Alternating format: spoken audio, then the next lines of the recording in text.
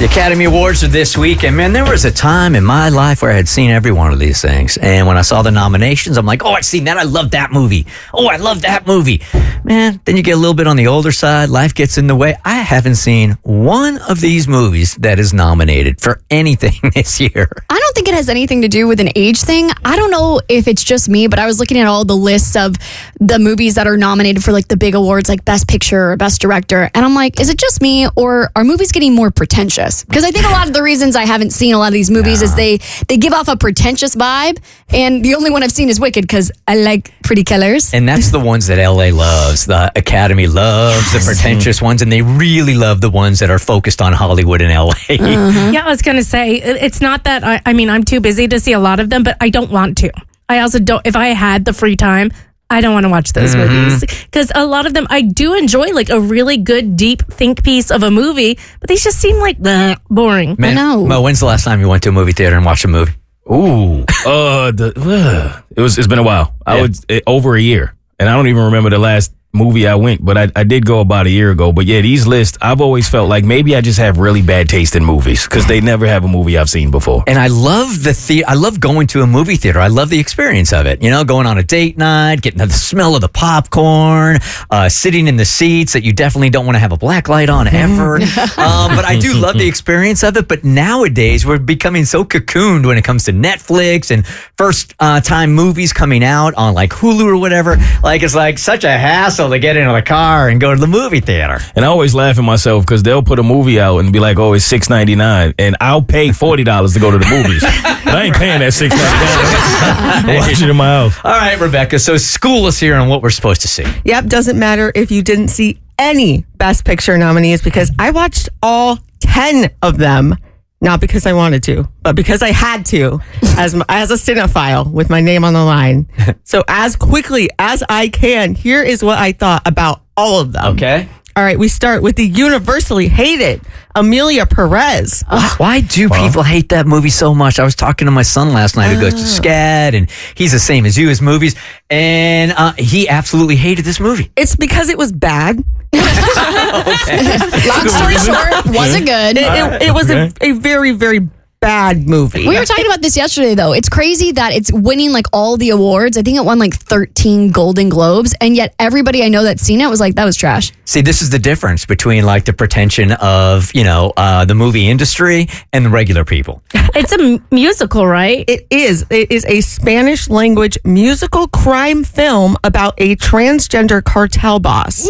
Yes. Okay, so it checks all the boxes for winning an award, but for enjoying as public consumption, musical, no thanks. In another language, that's work. See, this is really part of the reason here why I put more credibility into Rotten Tomatoes than I do professional critics. Me too. The audience meter never goes wrong on Rotten Tomatoes. The biggest problem with this movie is that it is a Spanish movie written by a French man who doesn't know any Spanish, which left a lot of critics asking questions like, why did this movie get made? And ¿Dónde está la biblioteca? No bueno. It features songs that we literally cannot play, or else we would be taken off air. So I have given Emilia Perez 3 croissants. Tiny sombreros. Me gusta el pan. Me gusta. Okay, the next one. A complete unknown. Do you want to know how excited I was to watch this Bob Dylan biopic? Is that right up your alley? Oh, right up my alley. Me and Abby were both invited to go see a private screening hosted by Wonka himself, Timothée Chalamet. You mean Gene Simmons? I mean Gene Wilder? I mean Gene Hackman? One of them. And we still did not go. And that was the right choice, because when I watched it in the comfort of my own home, I just think I'm not cool enough to like this movie, honestly. Really? Everybody's saying he was so good in it, and he became Bob Dylan. The performance was great. It's just Bob Dylan's really annoying. It's like, okay, a biopic about a musician who is a complicated person yet talented. Wow, how engaging and exciting. You might be a cinephile, but I do question your taste since you're wearing a t-shirt that says Saw the musical. Oh, are you talking about my Saw the Musical, the unauthorized musical Baby Tea? Yes, I am. God, I love Saw the Musical. Go see it if it's anywhere in your It's city. real. It's That's not real. a joke T-shirt. Oh, I bought this $40 T-shirt after watching Saw the Musical, the unauthorized musical. Okay. Is it like a satirical musical? Is it like funny? It is a homoerotic romp about the first Saw movie. I feel like This is the kind of stuff I would go to the theaters to see. I would get on out of the this. closet or something. They I am are in confused. love and they do kiss. I feel like the shrooms just kicked in. Yeah, what is going on right now? I'm not kidding. It's the most fun I've had at a play in I don't even know how long. So if you can see Saw the Musical, go see Saw the Musical. But I give a complete unknown one Rolling Stone. A single Rolling Stone. Coming to the stage. It's Anora. Who is Anora? That's Mikey Madison. She's really pretty, and she's a stripper. And this is Moser's ears just peeked up. this is a Cinderella story of a Russian stripper who ambitiously follows her dream of marrying rich and pays for it very dearly. It's a movie that brought up some big emotions for me, as it did make me cry real tears at a lap dance. Oh, really? So very emotional stripper movie, and I give Anora $3.50 bills soaked in my tears. Okay. Are there subtitles in that so I get credit for watching a movie and reading? You know what? There are a lot of Very well. subtitles. Okay. It's about a stripper. You're not going to be reading anything, okay? I'm at a different age. Okay, it's time to talk about The Brutalist. The Brutalist is almost 4 hours long. Are you kidding? Yikes. 4 brutal. hours. Yeah, I know. That is brutal. That's It's- brutal. Yeah. It's a period drama about an architect escaping post-war Europe, and it's a chore to get through, and the fact that it has an intermission does not help. An intermission in the middle of the movie? the movie. Yep, you can go get your popcorn and pee, I guess. That's different. So I know Hollywood is making a lot of cuts, financial cuts, and clearly they didn't hire an editing staff if it's 4 hours long. Yep, 4 hours long. No. And I think it's up for best film editing too.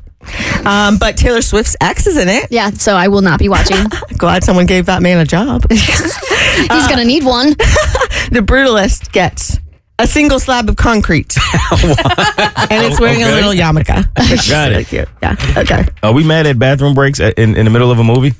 No, Maybe I'm getting old, but I'm not mad at I'm that. not mad at You it. can't hold it for 2 to 3 hours. Listen, sometimes you got to go. You don't Yeah, want to miss a scene. Especially with the amount of water that you and I drink. Yes. Didn't it used to be like this, like way back in the day? Didn't they have intermissions for movies? Like way back, like in Really? the 50s and all. I feel like they did, but now I just use the Run P app, Yes. which tells you what yeah. scenes you can miss in Yeah. the movie. Sounds like in some of these movies, it can be the entire movie. Yeah, pretty much. Okay.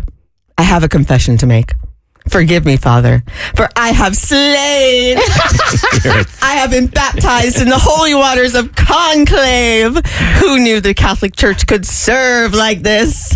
So this movie is about the new selection of a pope, which is unfortunately very topical. Yeah. But it's literally just divas in long dresses spilling the hot goss at the messy Queen convention. It's like the Real Housewives of the Vatican, and they're all wearing great gowns, beautiful gowns. I was talking to my ex-wife last night about this movie. When she and Joe first started seeing each other, they went to this movie, and she hated it so much she wanted to walk out, but it was their like first date, so she didn't want to make the impression. Oh, no. So she sat through it, and she said it was absolutely horrible. Oh my Wow. gosh. I really liked it, actually. You'd think a movie about like the Catholic Church could be kind of boring, but it's got a lot of intrigue. Yeah? Okay. And doesn't Voldemort star in it? It is Ralph Fiennes. Yes, Mr. Voldemort himself. So I give Conclave 3 chalices of holy water that I've turned into tea. Okay. Spill the tea. Moving on to Nickel Boys. The what? I've never heard of that. Nickel Who that? Boys. Nickel back over Nickel Boys. More like pickle noise. I forgot to watch this movie. Okay, fair enough. Yeah. Okay. I bet it's great. I actually forgot that it was on the list. Is this the unauthorized Nickelback biopic? Perhaps, honestly, as far as I know, it might be because I forgot to watch I am it. so out of the loop that I hadn't even heard of that movie. Me either. Yeah, I actually don't know anything about it, but I bet it's great. I just didn't see it. So up next, I'm Still Here. Spoiler alert, I barely was, because by the end, I had cried so hard I couldn't see the screen. Because it turns out it's kind of hard to come up with jokes about a memoir following the military dictatorship in Brazil. but I'll try. Knock, knock. Who's there? It could happen here too. Oh, damn. That's the worst knock-knock joke I've ever heard. I'm still here for bottles of Curacao. Okay. Okay. Okay, guys, are you ready to try the substance? Oh my God. This is Demi Moore's movie, right? Yes, this was my favorite movie of the year. Mama, a girl inside you. This movie is Barbie for people who've taken ketamine and not for their horse. This post-feminist body horror spectacle stars Demi Moore and Margaret Qualley as the same person, struggling to make it work in a world that demands unachievable beauty standards. It changed my life. But I feel compelled to share a very quick breakdown of trigger warnings that this movie contains. I have to take a sip of water for this. Okay.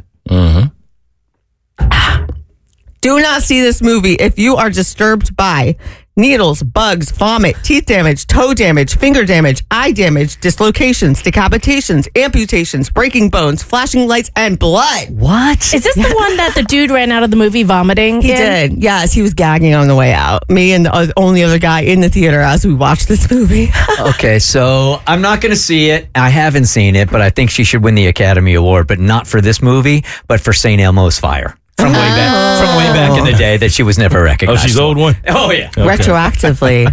But yet, honestly, the grossest thing in this movie still is Dennis Quaid eating shrimp. I give the substance 5 vials of mystery goo. Okay. You'll see a lot of it. Right up your alley. Okay, 2 left. Dune, part 2. This movie has everything. Sandworms, psychic nuns, Timothy Chalamet. They do have psychic nuns. That is the most random list ever. It's what it's got. It's Dune. Timothy Chalamet and Austin Butler in a knife fight over who gets to be the next white boy of the month. All right, I give Dune 2 weirdly erotic Dune-themed popcorn buckets. Okay. I actually did see this movie. It was on a plane, which I think is the worst place to see a movie like that because you have to see it on a big screen and on a little 6x6 screen. It sucked. You didn't like it? I did not like it at all. no. No, I did not. I thought Dune was the most mainstream one that people would really, really like. Is Oscar Isaac in this one? Spoiler alert, I don't think he is. I think he's only in the first one. Oh, okay. Yeah, you're then I not don't getting like your it. actors right today. Okay, he's in the first one though, and that's the reason I watched it. Daddy Isaac. Okay, are you guys ready to hold space for a really hot take? Okay. I did not care for Wicked. Oh, I know that probably surprises people because I literally painted myself green for the private showing that we did. The community is going to kick you out. I know. I thought it was fine. It was fine. It was the most bisexual movie of the year with Bicon Fierro. Which is surprising why you don't like it. I know. It was fine. It's cute. Honestly, I don't like Wicked the musical that much when I could go see Saw the musical at any point. So I give Wicked 1 gentle Ariana Grande grasp of an index finger. So you didn't really like the whole lot of them. You know, it was a mixed bag this year. It was like my love for the substance kind of just like it surpassed everything else. What is it about the substance that you love so much? Because you have been raving about it ever since you went to go see You it. gotta watch it, girl. Go in blind and just see it and just, like bring a barf bag maybe. Okay, go girl, give us nothing. Most random movie, man. The most random movie, especially for Demi Moore to be in. Well, it's feminist, it's body horror, it's a satire, it's funny, it's surreal, it's silly. There's a lot of butt shots in it. And Margaret Qualley's boobs. Oh yeah, there's a lot of naked women. If you like that, if you're into that, go watch The Substance. Okay, Academy Awards are on Sunday, right? Yes. Sunday. The Bert Show.